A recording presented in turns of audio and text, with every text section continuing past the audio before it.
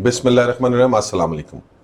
मैं हूं शाहनवाज यकूब भट्टी और आज हम बात करेंगे हमारे लेटेस्ट पाकिस्तान के अंदर जो इस वक्त सबसे बड़ा टॉप ट्रेंड है और वो है इम्पोर्टेड हुकूमत नामंजूर। और उसकी वजह यह है कि हमने इमरान खान की गवर्नमेंट को जो है वो अदम एतमाद से हमने गिरा दिया और उसके बाद जो है इमरान खान की हुकूमत इस वक्त जो उसके 123 MNA उसके साथ थे उन्होंने कौमी असम्बली से इस्तीफ़ा दे दिया है और इस वक्त एक चीचू का मरबा टाइप एक हुकूमत बनी है जिसमें 12 जमातें शामिल हैं, 4 इधर से, 3 उधर से, 2 उधर से, और वो पाकिस्तान को लेकर चला रहे हैं और अपोजिशन एग्जिस्ट नहीं करती। तो पहली बात तो यह है कि इस तरह की असम्बली की असल हकीकत क्या है। मेरे तो ख्याल में इसकी कोई वैल्यू नहीं है। इस तरह की असम्बली की वैल्यू होनी भी नहीं चाहिए जहाँ पर अपोजिशन ही एग्जिस्ट नहीं करती। तो ये तो एक अजीब सा एक सिलसिला हमारे मुल्क के अंदर चल पड़ा है। लेकिन फैसला हमने ये करना है कि जी कि मैं इमरान खान की बहुत सारी पॉलिसी से एग्री नहीं करता। मैं इमरान खान के ऊपर बहुत सारा क्रिटिसाइज भी कर सकता हूँ, मैं बहुत सारी बातें भी कर सकता हूँ, लेकिन अगर आप मेरे से सवाल ये करेंगे कि मुझे सिलेक्ट करना है करप्ट और incompetent versus honest and incompetent, तो मेरी सिलेक्शन ऑनेस्ट और इनकॉम्पिटेंट पे होगी। मैं करप्ट और इनकॉम्पिटेंट के साथ नहीं चल सकता, क्योंकि करप्ट जो है, जो करप्शन में मुलविस हैं, वो कौम को उस लेवल तक ले जाते हैं कि उसके बाद वो कौमें कई सदियों तक शायद ना उठ सकें। लिहाजा हमें यहाँ पर ब्रेकें लगानी पड़ेंगी, हमें लाइंस ड्रॉ करनी पड़ेंगी। अगर हम आज भी लाइंस ड्रॉ नहीं करेंगे तो हमें जो है वो बहुत मुश्किलात होंगी एज अ कौम, एज अ नेशन आगे चल के। तो इमरान खान साहब का कसूर क्या था? इमरान खान साहब का कसूर यह था कि उन्होंने अमेरिका को कहा एब्सोल्युटली नॉट। अब बहुत सारे मुल्क एब्सोल्युटली नॉट अमेरिका को कहते हैं। क्या अमेरिका उनकी हुकूमतें गिरा देता है? क्या अमेरिका उनके अंदर मुदाखलत करता है? बिल्कुल भी नहीं करता। तो पाकिस्तान में क्यों करता है? पाकिस्तान में इसलिए करता है कि यहां पर जो बात शहबाज शरीफ साहब ने की वो बिल्कुल सही की। ये हम भिखारी हैं, हमारे अंदर ये खुददारी नहीं है कि हम अमेरिका से पैसे लिए बगैर जो है हम अपने मुल्क को चला सकें। हम अपना हम एक दिन भूखा नहीं रहना चाहते। हम ये समझते हैं कि वो दूसरी कौमें जो अमेरिका की बात नहीं मानती, उनके पास शायद रहने के लिए या पहनने के लिए शायद कुछ नहीं होता। वो एक कहावत है जनरली में कि जनाब, अगर आपके पास से पैसा नहीं रहता तो यू डोंट लूज एनीथिंग। अगर आपके पास जो है वो सेहत नहीं रहती तो यू लूज समथिंग। लेकिन अगर आपके पास खुददारी और गैरत नहीं रहती तो यू लूज एवरीथिंग। तो मेरा सवाल आपसे ये है कि जी कि क्या इमरान खान का डिसीजन, जिसको आप समझते हैं, कुछ आप कहते होंगे गलत है, कुछ हद तक आप कहते हैं कि जी मैं भी समझता हूं कि शायद डिप्लोमेटिकली इसको हैंडल बेहतर तरीके से किया जा सकता था, लेकिन क्या हमारी कौमी गैरत और खुददारी इस बात की इजाज़त देती है कि जनाब एक फॉरेन गवर्नमेंट जो है वो हमारे मुल्क के अंदर रजीम चेंज की धमकी लगाए? और होना ये चाहिए था कि अगर रजीम चेंज की धमकी लगी थी तो ये जो ऑपोजिशन है हमारी, ये जाके वो लेटर पढ़ते, वो इमरान साहब के साथ खड़े होते और कहते कि जी कि हम आपको चाहते हैं इम्पीच करना, हम चाहते हैं नो कॉन्फिडेंस, लेकिन हम अब इसलिए नहीं करेंगे क्योंकि अमेरिका ने ये इल्ज़ाम लगाया है।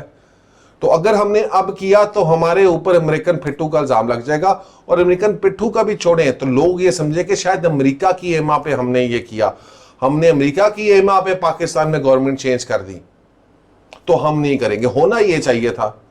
और अगर आप ये करते तो आपकी ये जो ऑपोजिशन है आज ये एक अजीम ऑपोजिशन बन जाती और कंफर्म 100% अगले इलेक्शन में आपने जीत जाना था।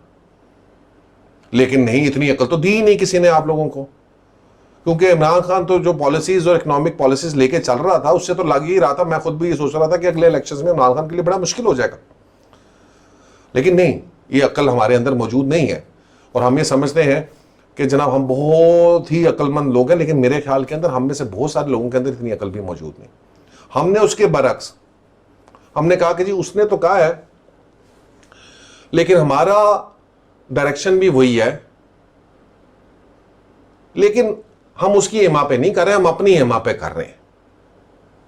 उसने हमें नहीं कहा। लेकिन मुझे एक बात बताएं, वो एक कहावत सुनी होगी, enemy of your enemy is your friend.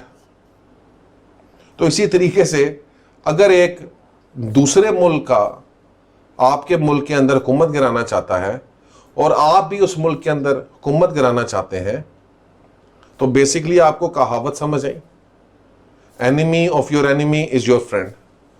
उसके बाद आप कहेंगे कि हम तो मिले नहीं हुए, तो यार ये तो फिर आप बिल्कुल इस कौम के ऊपर जो है ना वो उसके सामने उसको कहना ये चाह रहे हैं कि ये दिन नहीं है ये रात है, और रात को कह रहे हैं ये रात नहीं ये दिन है, और अब कह रहे हैं ये कौम उसको एक्सेप्ट भी कर ले सफेद झूठ को। तो ये कौम सफेद झूठ को एक्सेप्ट नहीं कर सकती। ये कौम को इस बात के ऊपर इमरान खान के साथ शायद इतना जो है वो इस वक्त उनकी पर्सनैलिटी का और उसका शहर का इशू नहीं है। इस वक्त जो इशू है वो कौम को इस बात का है कि हमने अपनी कौमी खुददारी ख़त्म कर दी। हमने एक्सेप्ट कर लिया कि जो अमेरिका चाहता था ओपनली के इसमें हुकूमत यहाँ पे चेंज कीजिए, हमने उसको एक्सेप्ट कर लिया। मैं ये नहीं कह रहा कि आप अमेरिका के साथ कोई लड़ाई करें, उसके अमेरिका के साथ उसके ऊपर बहस करें। अमेरिका एक सुपर पावर है, उसका एक अपना रोल है, हमें इस चीज़ को डिप्लोमेटिकली टेक ऑन करना चाहिए, हमें उसकी साथ दोस्ती भी रखनी चाहिए, हमें उनके साथ अच्छे ताल्लुकात इस्तवार करने चाहिए। उन्होंने हमारी बड़ी मदद की है और कई जगहों के ऊपर हमारे साथ कुछ ज्यादतियां भी की हैं, लेकिन ये एक डिप्लोमेटिक रिलेशनशिप है, इसके ऊपर आप डिस्कस कर सकते हैं। लेकिन एज अ नेशन हमें क्या करना चाहिए था, ये मेरा सवाल है तमाम लीडरान से। अपोजिशन जो अब गवर्नमेंट में है और गवर्नमेंट वाले जो अब अपोजिशन में चले गए और अब वहां से भी बाहर चले गए, कि तमाम लोगों से कि हमारा लाए अमल as a nation as a कौम क्या होना चाहिए था। तमाम उन इदारों से भी है जो रातों की तारीकियों में खुलते हैं, खुद ब खुद ही खुलते हैं और ऐसे एक्ट अपोन होता है, और आप खबरें देख रहे हैं और आपको ये लग रहा है और ये पता चल रहा है कि ये हर चीज जो है वो मैनेज्ड है। आप कैसे कहते हैं ये मैनेज नहीं है? ठीक है, मुझे बताएं कि किसने जो है वो ऑर्डर जारी होता है जब वो आप मरासले को डीक्लासिफाई करना चाहते हैं, तो कहते हैं कि जब ये आप डीक्लासिफाई नहीं कर सकता, रात को एक अदालत लगती है और वो एक फैसला कर देती है और आपको रोक दिया जाता है। तो इसको पीछे कौन मैनेज कर रहा था? तो ये इसका मतलब ये है कि ये जो कॉन्स्टिट्यूशनल तौर के ऊपर आपने जो रजीम चेंज की है, इसको किसी ना किसी ने तो मैनेज किया है ना जी। और वो मैनेज करने वाले हाथ अगर अमेरिका तक जाते हैं तो फिर अमेरिका ने किया है। यही मसला है। अगर ये रजीम चेंज होती और दो चीजें ना होती, यानी अगर अमेरिका का हाथ ना होता और दूसरा आप जमानत वाले लोगों को प्राइम मिनिस्टर और चीफ मिनिस्टर ना बनाते, तो शायद ये रिएक्शन इतना स्ट्रांग नहीं आता था। शायद यहां पर लोगों ने इस बात को सह लेना था कि फाइन यार हम इलेक्शंस का वेट कर, शायद पीटीआई भी सह लेती। लेकिन आपने इस कौम को एक हाईएस्ट लेवल के उसको पुश किया है कि यार अच्छा तुम लोग तो करप्ट तो हो ही हो, रेडी वाले से लेके ऊपर तक हर बंदा करप्ट है, जिसको जहां पे मौका मिलता है वो अपनी बाजार और जेब गर्म करने का कोई ना कोई तरीका ढूंढ लेता है। तो अब इनको इतना बेगैरत भी बना दो कि ये हर चीज अपनी खुददारी भी भूल जाएं, ये हर चीज भूल जाएं और एक्सेप्ट कर लें कि ओपन टीवी के ऊपर आप एमएनएस को उठा के ले जाते हैं और उसके ऊपर कोर्ट कहता है ये तो कोई बड़ी बात नहीं है, तो टिकट के ऊपर इलेक्ट हुए में ये वोट डालेंगे, उसके बाद हम इनको जो है वो फारिग कर सकते हैं। उससे पहले एक्ट चूंकि कंडक्ट नहीं हुआ तो हम उसको नहीं कर सकते। हालांकि वो लोग जो है स्पेशल सीटों पे आए हुए और उनके जमीर जाग गए और उनको आपने एक्सेप्ट कर लिया। तो ये सारी कौम ये चीजें देख रही थी मेरे भाइयों। ये अंधे नहीं है, बहरे नहीं है, गूंगे नहीं है। आप यकीन करें कि बहुत सारे लोग इस वक्त जो दूसरी पार्टी के सपोर्टर्स थे वो आज आके पीटीआई में बैठ गए, ये सब कुछ देख के उन्होंने कहा ये चीजें ठीक नहीं है, हम इन चीजों को एक्सेप्ट नहीं करते। और ये इतनी तादाद में जो लोगों का निकलना है, वो लोग तो शायद उतने ज्यादा नहीं। आपने इमरान खान को खुद से हीरो बनाया इस कौम का, और उसकी जो गिरती हुई पॉपुलैरिटी थी उसका ग्राफ आपने ऊपर कर दिया अपनी बेवकूफी के साथ।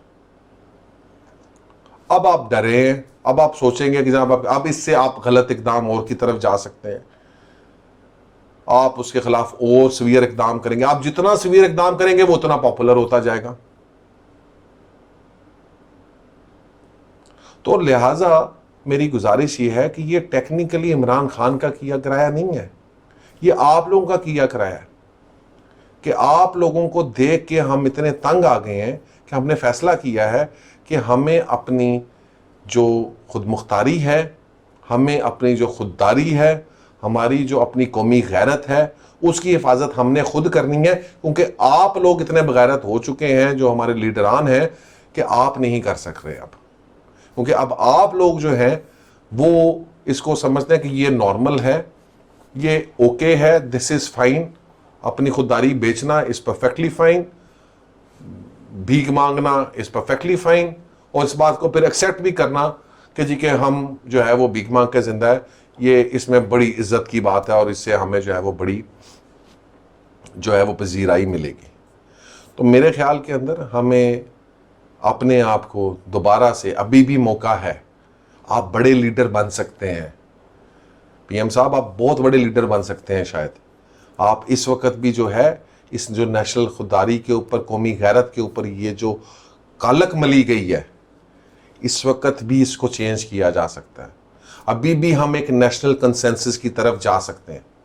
अभी भी मेरी अपने अदारों से जो रातों को खुल जाते हैं, जो 12 बजे के बाद बिफोर द इवन अगर कोई गिल्ट हो रहा है उससे पहले ही वो खुल जाते हैं कि जनाब तौहीन से पहले हम खुल जाते हैं कि, और वो भी जो शायद पसे पर्दा रहते हैं, कि अभी भी मौका है कि एक नेशनल कंसेंसस पाकिस्तान में डेवलप किया जाए।